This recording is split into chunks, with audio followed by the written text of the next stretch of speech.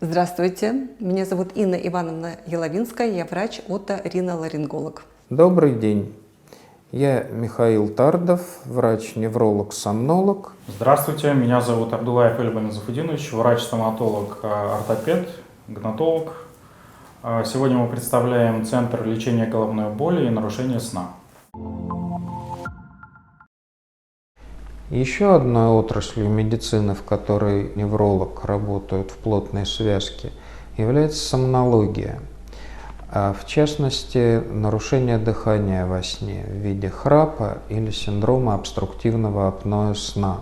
Если пациент приходит к сомнологу, неврологу, то в ряде случаев почти всегда приходится направить человека еще и на консультацию к лор-врачу, чтобы оценить состояние структур глотки, в каком месте именно глотка спадается и что с этим можно сделать.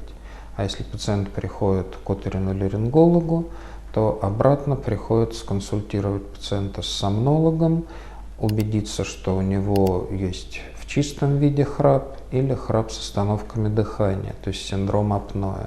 Лечение будет разным в этих ситуациях. Наше участие заключается в том, чтобы определить анатомические какие-то особенности полости носа у пациента. Чаще всего нас интересует искривленная носовая перегородка, гипертрофия носовых раковин, гипертрофия маленького язычка.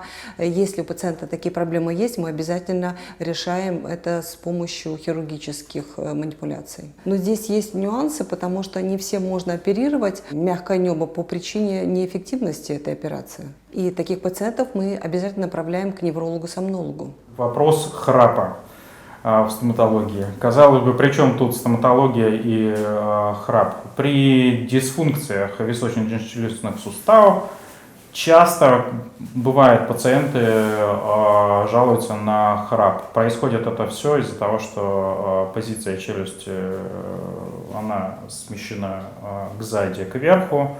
Вместе со всем этим смещаются все мягкие ткани, прикрепленные к челюсти, ну и, собственно, возникает храп.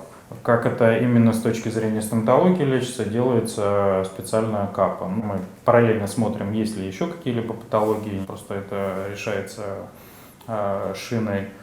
А дальше, после того, как мы, собственно, выявили это в стоматологии и решили именно стоматологическую проблему, отправляем к сомнологу.